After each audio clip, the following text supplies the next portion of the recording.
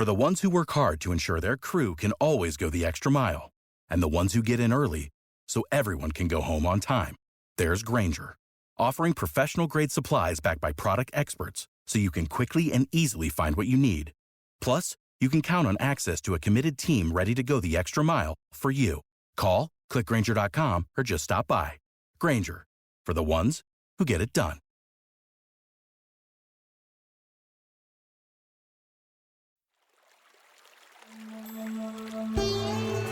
Hi everyone, I'm Deb Flashenberg.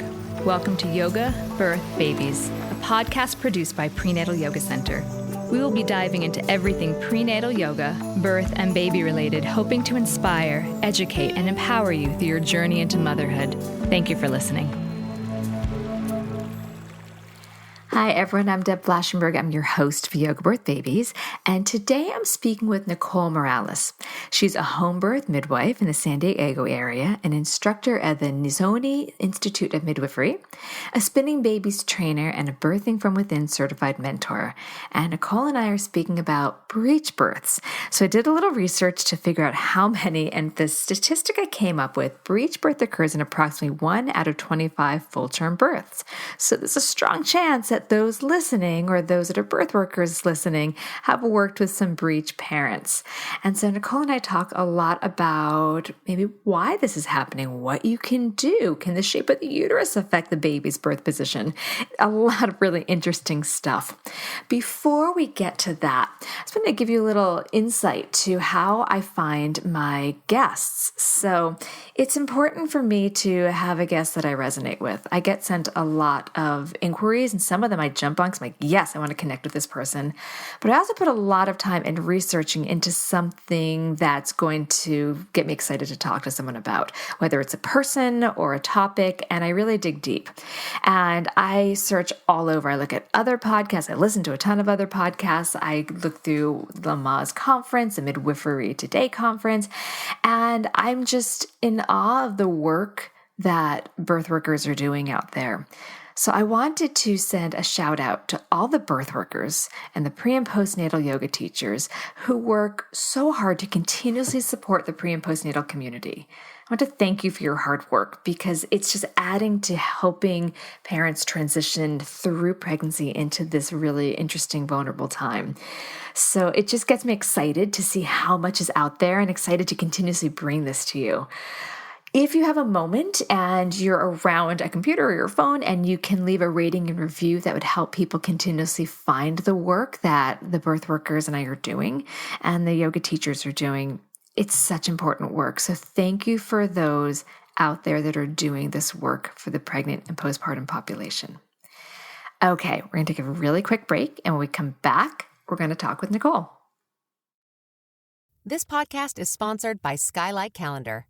Let's be real. Running a household can be exhausting and chaotic. And finding the perfect Mother's Day gift, it's not exactly a no-brainer. Until now. The Skylight Calendar is the best way to organize the family and give everyone, especially mom, some peace of mind to enjoy the things that matter most. The Skylight Calendar is a smart, touchscreen calendar that keeps track of and manages the chores, dinner planning, groceries, and to-dos for the whole family. The Skylight Calendar automatically syncs each family member's digital calendars and displays them all together on one color-coded touchscreen. It even doubles as a digital picture frame, so you can finally share all those special moments that are just sitting on your phone.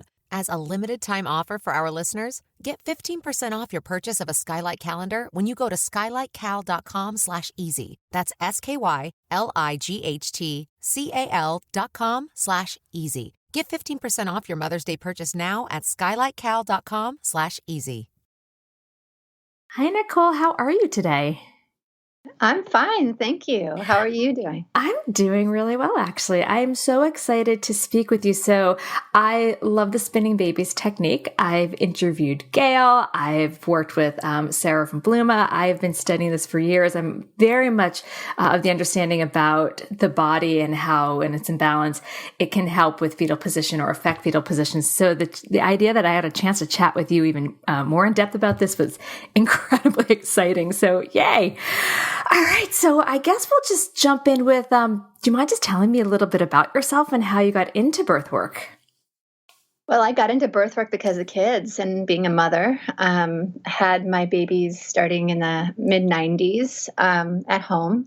Just kind of accidentally fell into doing home births as a young mother and started going to friends' births and then got dragged into some doula birth work. And I eventually decided to become a home birth midwife. So I have a small practice here in San Diego, California, doing home birth. And then I'm a birthing from within mentor as well. So I've been doing birth classes, and I also kind of took a turn for doing some breech advocacy because my third baby was breech.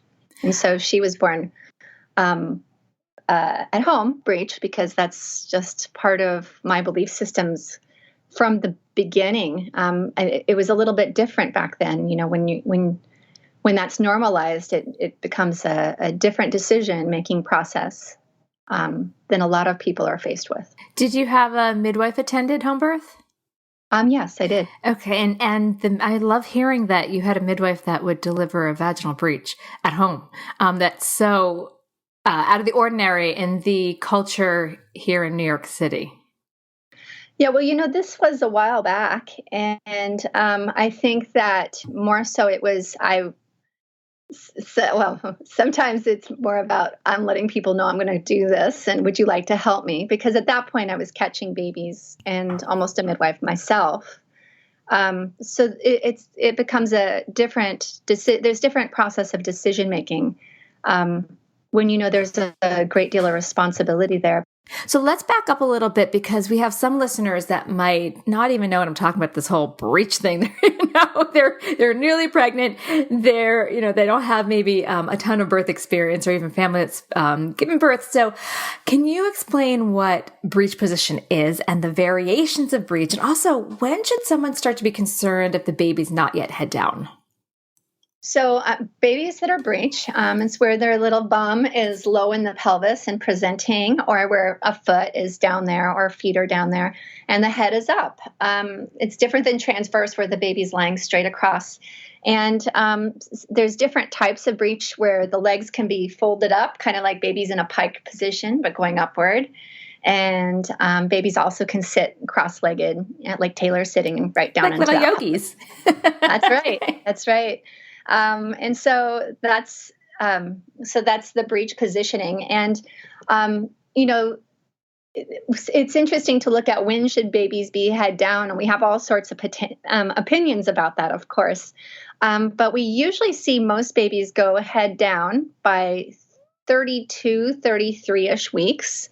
And of course, if somebody's had a lot of babies or more than 3 or 4 babies, it's going to take longer for that baby to probably go head down if that's what it decides to do, because there's just a lot more space and room in that uterus, and that's a variation of normal as well. But especially for first-time parents or for parents who've had breech before, because their chances of having another baby go up significantly. We're really looking at something around 32, 33 weeks, where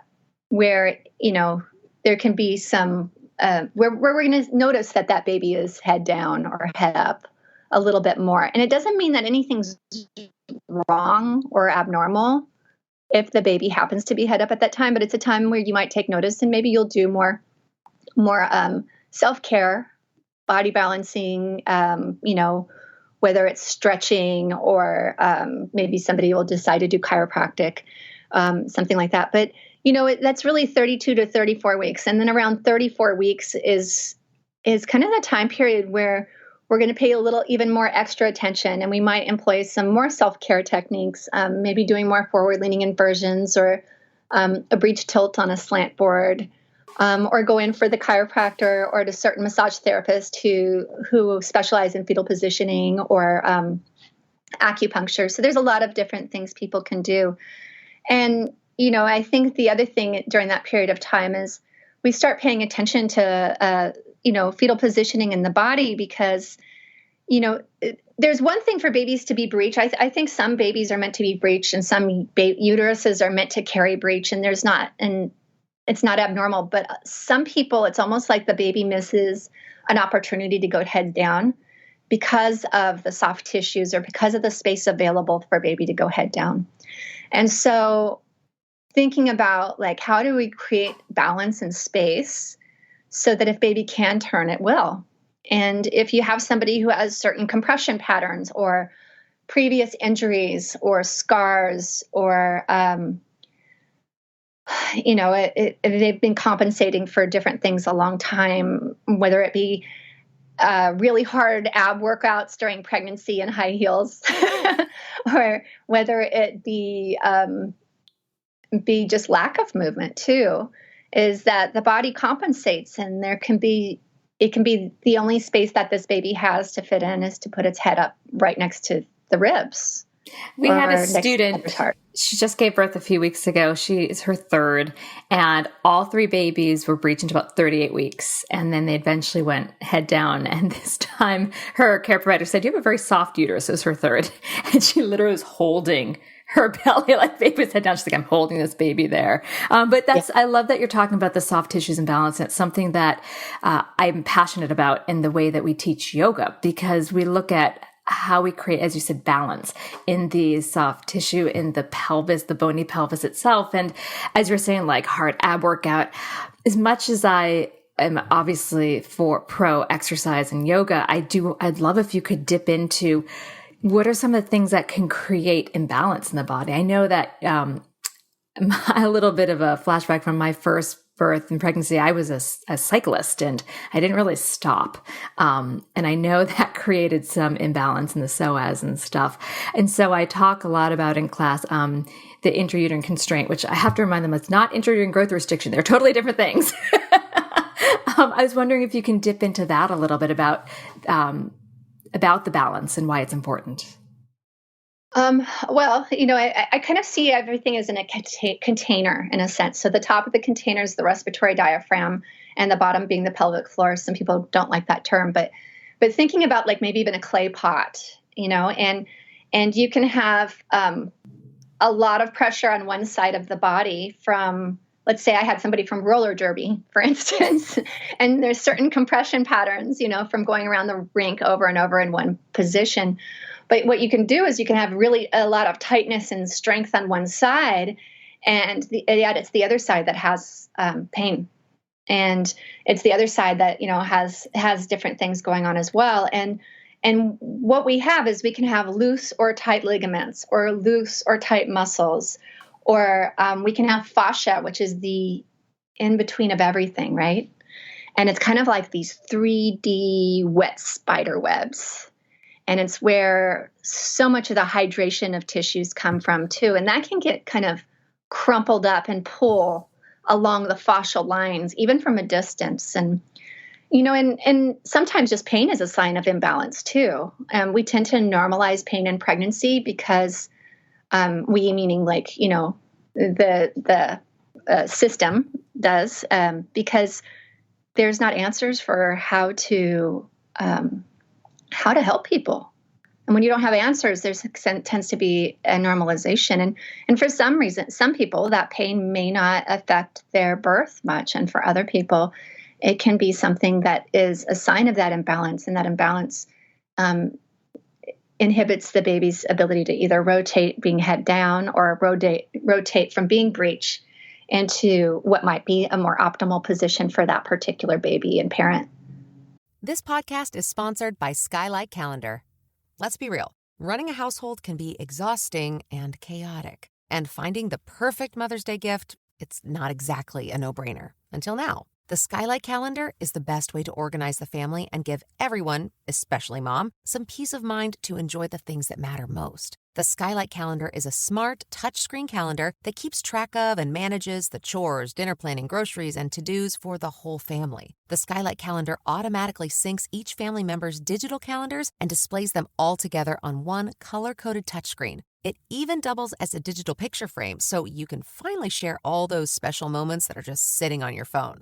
As a limited-time offer for our listeners, get 15% off your purchase of a Skylight Calendar when you go to skylightcal.com/easy. That's SKYLIGHTCAL.com/easy. Get 15% off your Mother's Day purchase now at skylightcal.com/easy. This podcast is sponsored by Skylight Calendar.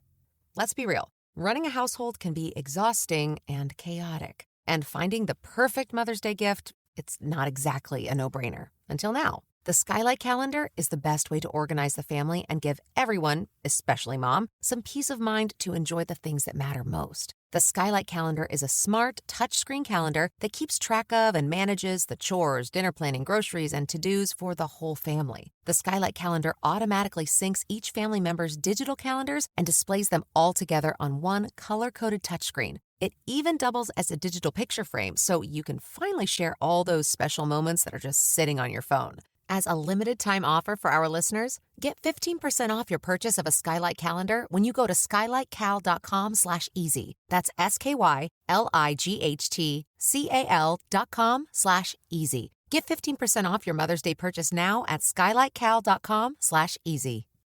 That's great. Can you talk us about, so now we know, so now I love that idea of the container and your visualization. I loved how you talked about the fascia, the wet spider web. That's fantastic. We talk a little bit more about how the uterus shape can affect the baby's position too. Well, there's people with special uteruses or uteruses that have different shapes to them. And so there can be less space for babies to be able to turn head down. And maybe these people might have mothers or grandmothers or great-grandmothers who gave birth breech too. And maybe they just birthed vaginally breech because that's what they used to do, right? And so there can be different things like that. But also, there's different shapes. There's unicornate uteruses and bicornate uteruses and arcuate. And it just shows that there's sometimes there's a septum down the center. And I find that there's a wide range of different kinds of uteruses, even if there's someone, for instance, told they have a bicornate uterus. I always suggest you start balancing earlier, like 28 weeks. Can you explain bicornate in case someone's listening to like, oh, that's over my head? Like they have two horns on the uterus and comes on down into the vagina. So the baby there's a septum in the uterus dividing it into two halves. And that septum might be really short, or it also might be really long. And so one baby in one person's uterus might have more space to be able to turn later in pregnancy, whereas another one might not. It can just hit that septum and not be able to go any further.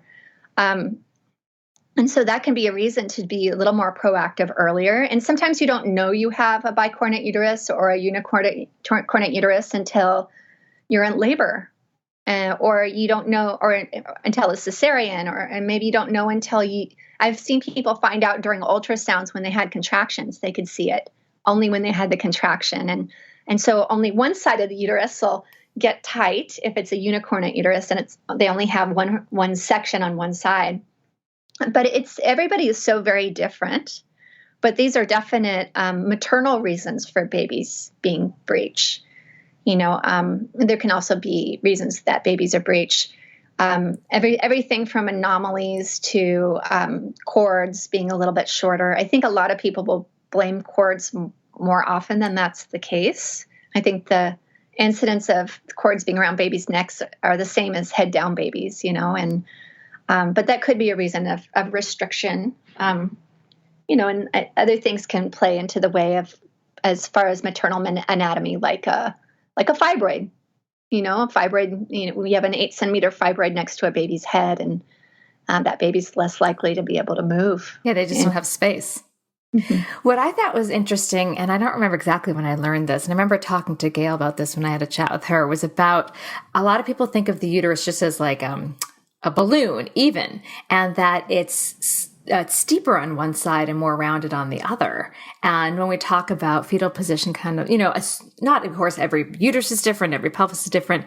Why everyone wants LOA, left occiput anterior, is because I didn't realize at one point that it was more rounded. So the chin is tucked more in than on ROA, where there's more chance for the chin to move away from the baby's chest. So starting just to think about the way your baby's sitting in your uterus and your body's configuration can affect fetal position. I find this fascinating. So let's talk a little bit about what are some of the challenges that parents face with a breech late in pregnancy? Well, I see. So one of the things I do is I see about anywhere from 0 to 5 people a week. And who are presenting breech at the end of pregnancy. And I usually do 2-hour sessions with them. And, the first 20 to 30 minutes, a lot of it is working with the fact that they're in trauma about finding out their baby's breech at 37 weeks when they were planning a natural birth. So they're coming in a bit shell-shocked because, anytime our plans for something really important in our life change, it can be quite a shock. And then the rest of the session that I work with them with, I feel baby, I palpate with my hands and find baby's position, make sure baby's still breech. Now and then baby will be head down and everybody thinks I'm so great. But I didn't do anything. But then for the next couple hours, the rest of the 2 hours, we will work systematically releasing muscles and ligaments and fascia. And then at the very end, so we're doing the balance and the softening. And then at the very end, we'll do the slant board and use gravity and movement to see if we can shift baby if that's necessary. But a lot of parents are facing a lack of information, a lack of support, a lack of resources. I think that, it seems a very cut and dry situation for a lot of providers because they don't do breech birth because we have a lack of skilled providers right now and acceptance, at least within the United States. I think that resurgence is happening elsewhere for vaginal breech. So, people are coming in at 37 weeks and they're looking for alternatives and information about what their options are. And, we do have for instance, here in San Diego, there's a few providers who will do vaginal breech in the hospital. Some people would have to travel depending, to Los Angeles or elsewhere. And there's a home birth doctor in Los Angeles who travels and does home birth breech. So there's some options out there, but so we'll talk about that. But most people are really more interested in information about the baby going head down and what an external cephalic version is. And so that's where the provider would, usually they do it around 37 weeks. And you have quite a range. Actually, 36 to 39 weeks seems to be the range for when providers choose to do it, ECVs, that's what they're called. And so the provider will go ahead and use their hands to help turn the baby from the external. And so a lot of people will actually even come in to see me for softening before they go in for the external versions because it's such a different process if you soften the tissues that you're trying to move the baby past. How often are you seeing that done in your area? We have a few here in New York that are kind of the top dogs that people go to. But I don't see it as much. I feel like it's starting to dwindle a little bit. Maybe it's just from my students and clients coming and telling me. I don't know if the option is not being put on the table quite as much, but I'm not seeing nearly as many performed, and I'm seeing more just straight to cesarean. And our few providers that used to, as I was mentioning before, deliver vaginal breech are not doing that. So our options are dwindling here. Well, 11% of all cesareans in the United States are for breech. Okay. So, breech might only be 4% of the population, but 11% of the 100% of cesareans are breech. And, and when we look at the research, we do look at, of course, we all want to reduce interventions and make sure that we have better outcomes for babies and for the parents who are delivering. But, one of the things that we have to be aware of is that, when we're looking at statistics, people frame statistics and risk to what they know. And, sometimes we're just pushing risk down to the second pregnancy or the third pregnancy or the fourth pregnancy. And certain statistics internationally have shown that there is more risk for maternal mortality in the next pregnancy and the one after for both that mother and for that subsequent pregnancy and baby. So I think it is, how do we create other options? Because, and the option of having a planned cesarean for a breech birth is a fine option if that's what somebody wants. And how do they claim that and own that? And be able to feel as if they had. I think a lot of people come in here because they don't feel like they will have a process for their birth, and how do they have a process for that cesarean, whether it's going into labor ahead of time or whether it's getting naked under the covers with their family and like talking to the baby about what's going to happen that day when they walk in for the planned cesarean. And then some people, their mother gave birth breech and their grandmother gave birth breech, and they're not given that option, and they're very confident in traveling if they need to travel, or finding providers who are going to help them.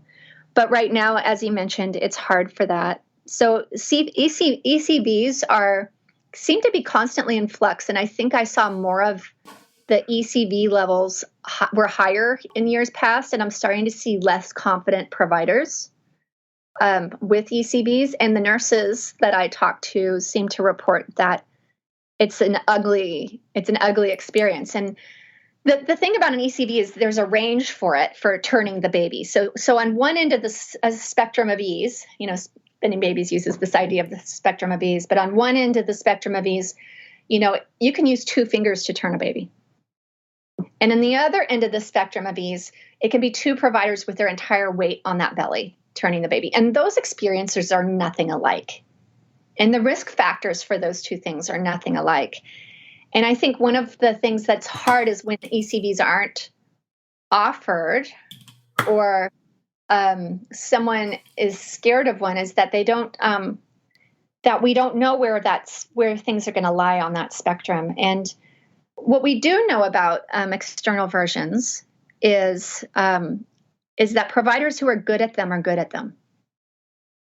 And providers who just don't do them very much aren't good at them. Yeah, that's the saying. Like, we have a few that get referred to all the time. And I'd say in my mind, only 2 names pop up and no one else does it. And I don't know if it's, as one of my friends said, no one likes to look stupid. So if they don't know what they're doing, they're not going to do it. Yeah. And with Spinning Babies, what we're doing is different people. I do this Breech body balancing class of the work that I do. And some of this is going to be part of a Spinning Babies Aware practitioner course. We're going to be a workshop we're teaching in August. But the work that I do within that 2-hour session, some people are doing it before ECVs in hospital and are finding great success. And that they're reducing the numbers of ECVs that, 1, either need to be done, or 2, are how difficult that is on that spectrum by softening the tissues, and so, I know I was talking to a midwife in Brazil, and there's an obstetrician there who will try to do the ECV, and if it doesn't work, then do the body balancing. And we should flip that. And then have success at the ECV. And so I think it's a little frustrating that we group everything and lump everything within a certain experience. That is really difficult for both the parent and the baby. And but yeah, there's more information coming out about when ECVs are going to be successful. They just came out with research about amniotic fluid in front of the head of the baby allows the ECVs to happen more often and have more success. So with research like that, maybe certain people will be more apt to try for certain babies. But, with Spinning Babies, I think about how do we create that space, or the space for that water to be there in the first place. And also thinking about where the restrictions for the head and the bum are, because we tend to think of it all as like, oh, the baby's breech and that's it. But there's nuances to what is holding that baby in place. Mm-hmm. I want to talk about the philosophy of Spinning Babies in a moment, but before we jump into that, can you talk about, I just want to get a little bit into why some care providers, what's the concern about delivering breech vaginally? And then I'd love to dive more into the Spinning Babies. Well, there's a decent amount of fear around breech vaginally, and I'd say right now a lot of it came out of the term breech trial of 2000. There's stuff before that. I'm actually fascinated right now because I'm reading research from the 1930s and 40s. And what's it saying? Well, it's saying that they were looking at mortality rates of like up to 28% for breech. But, you also have a time period where they're giving ether to people and delivering babies breech by forceps in the mid-pelvis. And they were saying the top 2 reasons for babies dying for being breech happened to do with prematurity and the cervix not being fully dilated before they did the extraction. and they called it literally soft tissues were the reason for deaths. And it's fascinating looking at that because, you know, a lot of the fear, if you start looking, I like to look at obstetrical research like storytelling, right? Of where the story starts leading and where people pick it up from there as far as mechanical interventions and with birth. But in any case, that part of the story had eventually probably gotten a lot better once people were fully anesthetized, right? Or using ether right before delivery, or doing high forceps for breech babies, or extraction. And then it picked up and was seen as safer for a while until the cesarean became safer. And then with the breech trial of 2000, what happened is that it was about, I don't know, over 2,000 people were involved in this study. And they did, cesareans as well as vaginal breech birth. And they stopped it early because it looked so bad for vaginal breech birth. And then people stopped teaching breech. They stopped doing breech. Hospitals standardized and no longer did breech. And then 2 years later, all the information about what was wrong with that study came out. And there was babies that had passed before going into labor. There were lots of different unskilled providers doing these births. And so once they kind of took that information and and took out the unskilled providers, and, it looked more equal. There was still morbidity for the baby. That was difficult to assess because bruised testicles was in the same category as neurological damage. So it's hard to pull out what's what. But then you have in 2008, the Pre-Moda study out of Europe. And that one was with 8,000 people, and it was equally safe between a cesarean and vaginal breech birth. And of course they had skilled providers, but everybody was still stuck in 2000. Liability also. And once you had, even though we had people who had experience with breech and were confident with it, hospitals were standardizing, and there was a lot of peer pressure not to do breech so that everyone was on the same playing field. And I think the hard part about this comes down to the fact that parents want certain things for their own bodies, right? And as a mother, I got to have that choice. I chose to have a vaginal breech birth, and it was a pretty straightforward process. I learned a lot from that, right? As a midwife, she gifted me a lot of different things. But then we also have out of 2016, Anke Reiter and Frank Loben published out of Frankfurt, Germany. They'd had 1,000 vaginal breech, and they found an 80% reduction of maneuvers when people, when there was the delivery position was in hands and knees, and they discovered gravity. They just as if suddenly grabbed. Sorry, that just makes me laugh. But that's true. What we realize now is that a lot of the rotations for vaginal breech birth are supported by gravity. It just reminds me, years ago when I was a pretty new doula, I remember asking the care provider what position the baby was in. And she's like, it doesn't matter. And I felt like such an idiot because I'd just been talking to my client about baby position and possibly pushing on all fours and being at kind of like an upward slant of holding the bed and using and I'm like, we can use gravity. And then I felt immediately debunked with that idea. So I'm glad that science is caught up saying, gravity, it's our friend. Well, I'm not sure it's completely caught up, but maybe just with breech. I actually really believe that we can change birth through breech. That would be amazing. Like for head down babies, because people pay attention differently with breech. With the international breech community right now, which is just amazing. They're really looking at the details of how is baby participating in its own birth? What are its reflexes? How can we maintain the hormonal communication so we don't interfere with those reflexes? How do we, or even with pregnancy, how do we create space and how do we do this better? And, let's do that for the head down babies too. Oh, I totally agree. And looking at babies' participation is huge. They're not just about, like, obviously their heart rate and their breathing, and their health, but how are they rotating? How are they moving? How are we communicating? How's the hormone? Yeah, absolutely. I am on that bandwagon of yours. Yeah, you were talking about the shape of the uterus, and breech babies tend to like to be on the right side a little bit more than the left side.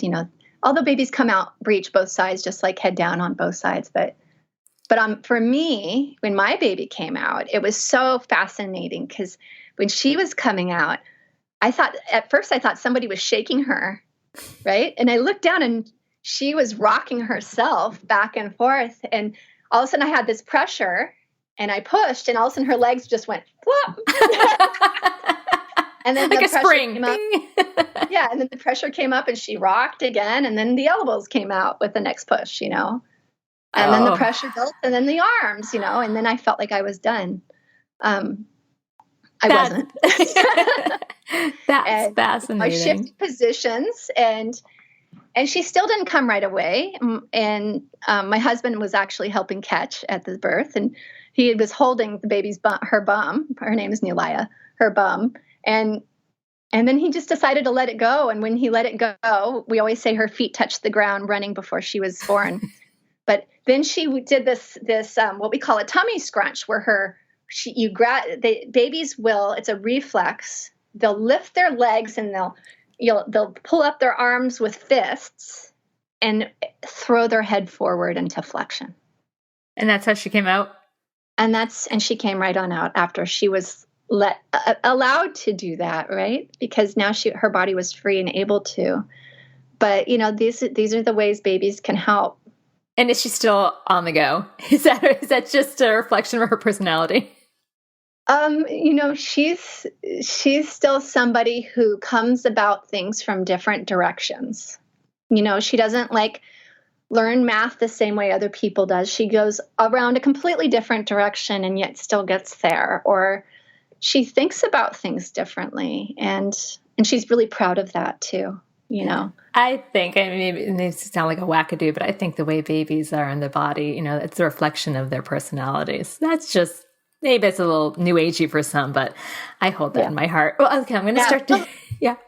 That can sometimes be frustrating though, because people be like, oh, this is a stubborn baby, or this is and I'm like, well, sometimes babies know more about the space they have than we do. And there's also all these old wives' tales and, about babies putting their heads up to be close to the parent's heart to comfort them, and, or putting their heads up to get attention, or there's all these different things. And I think that how we spin it matters.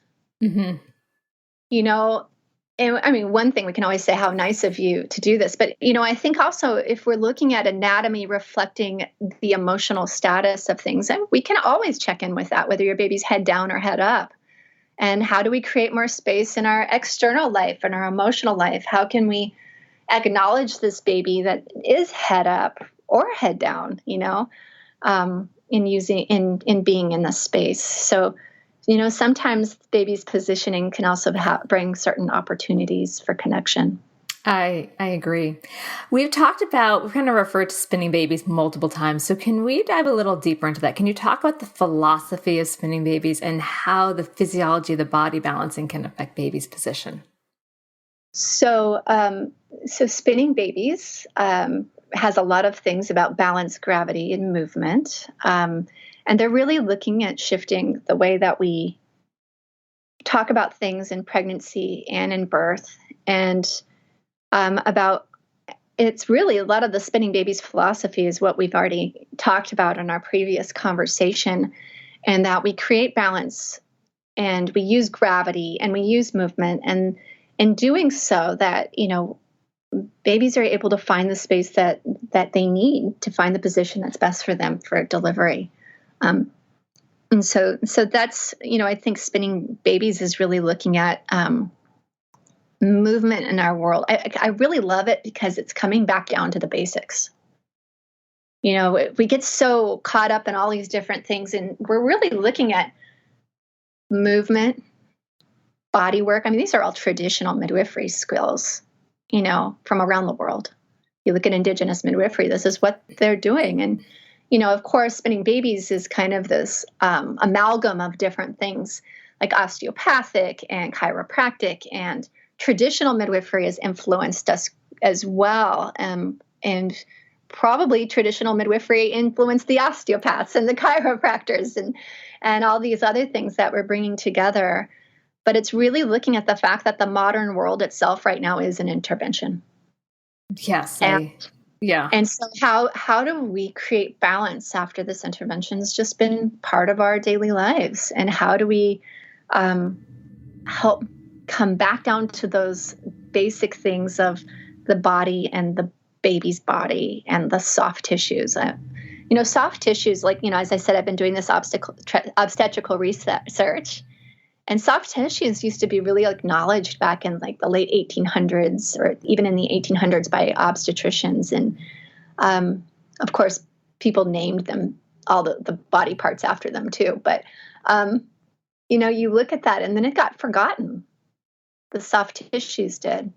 Within, the Western medical paradigm, it's back down to just the bones, or maybe the soft tissue of the cervix itself for breech may not have gotten forgotten, but sometimes there's a bigger picture to what creates space for even the bones to be able to move. Mm-hmm. I like that. Can you talk a little bit about how they utilize the inversions and the slant board? I tried telling my students about the slant board, and I had one that's just like, where am I getting a slant board? I'm like, ironing board? She's like, we don't iron.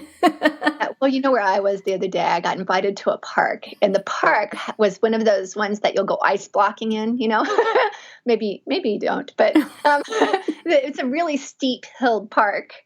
And I was like, wow, this is a perfect breech tilt. Okay, will you talk about what a breech tilt is? Yeah, so there's two things that we suggest if babies are still breech, beyond the regular things that we do. And one of those is called a forward-leaning inversion, which is something we suggest for head-down babies, but only one a day, whereas with breech, we might do it more often. And the forward-leaning inversion is very different than what's called the breech tilt. So the forward-leaning inversion is where you go forward off of a couch onto the floor, or off of a stair onto a lower ground, a very solid area, where you're at a 45 degree or a 30 degree inversion. And what it does is that it releases the ligaments, the uterosacral ligaments and cervical ligaments. And it also can help untwist any non-physiological twists in the uterus.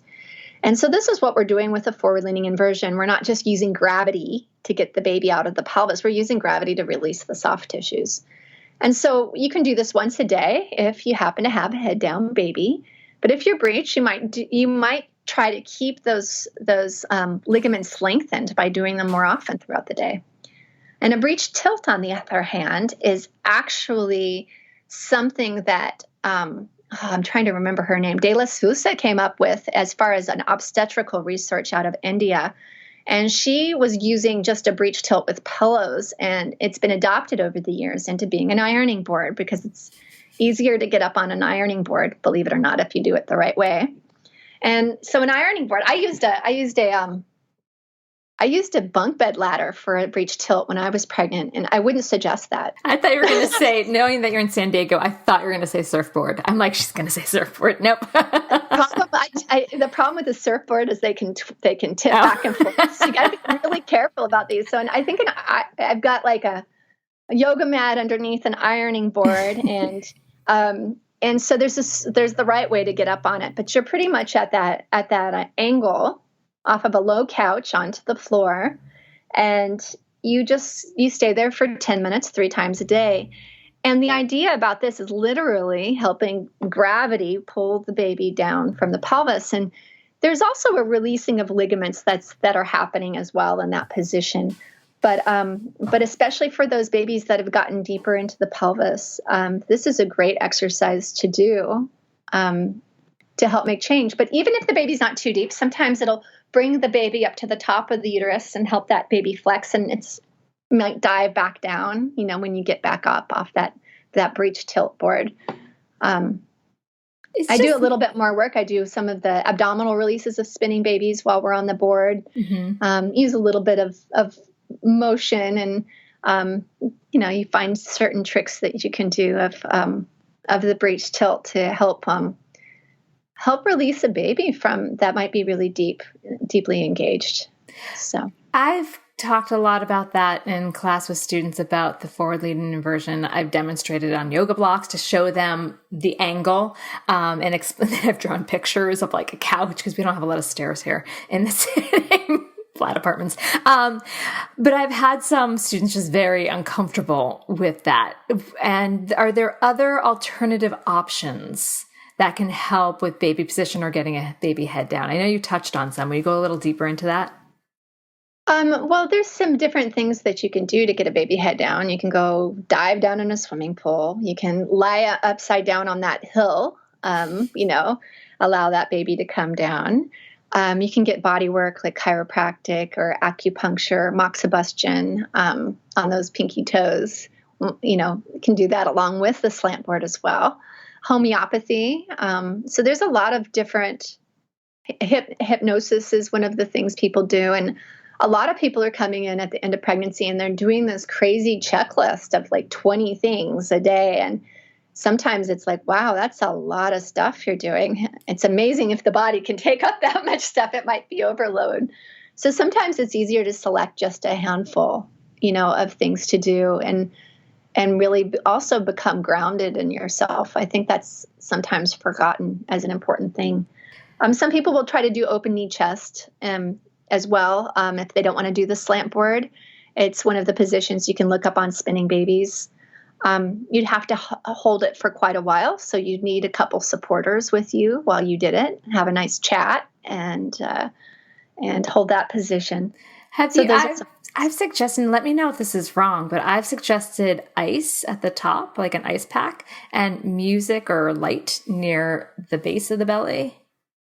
It depends. So I tend to go away from ice because it constricts tissues. Okay, that makes a lot of sense. And then the other thing, thinking like if the head is caught under the ribs, ice isn't going to do anything. That's true. All right. No, thank you that's why you didn't mention it. I'm like, well, I've heard this, so why not check in? Okay. And then I've had some students put headphones right at the base, like right above the pubic bone. Okay. Yeah. I did that with my own kids. Heat really isn't a bad idea because heat does open up tissues and create space. So I don't think that's a bad idea. The ice is the only thing that, I do think twice about. No, thank you. Thank you. That's why, I'm not pretending I know everything. That's why I ask these questions, not just for me, but for other people. I remember one time back when I was a doula, one time we did the slant board and then we put frozen peas on top of where the baby's head was. And then we went in to get an external version and the doctor turned the baby. He's like, that is the easiest external version I've done. And we told him what we'd been doing. And he says, well, I still move away from frozen vegetables today. All right. So I'm going to ask one more question. We're going to take a quick break, but I'm going to ask, do you have any words of wisdom for those whose baby did not turn regardless of whatever technique they've tried, and how to surrender and accept a birth that may not reflect how they originally envisioned their birth? I think we talked earlier about just claiming and owning it. And yeah, but like, how can they do that? That's easier said than done. I think that it's like, what are they really looking for in that vaginal birth anyway? What did they want at it? Besides the vaginal birth, besides avoiding surgery, what did they really want? What were they looking for? And, and so a lot of people will say that they wanted to process, they wanted to connect with their baby, and then thinking about like, how can you take elements of that and do it with however you move forward from now.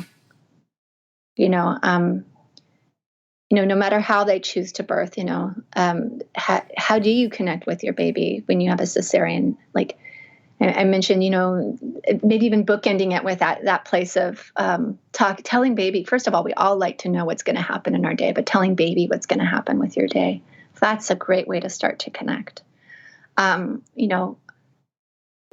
Also, having a cesarean, even preparing to have a cesarean and awareness of the people around you. Like, if you're going to have a cesarean, then like, what are your options even for having a cesarean birth?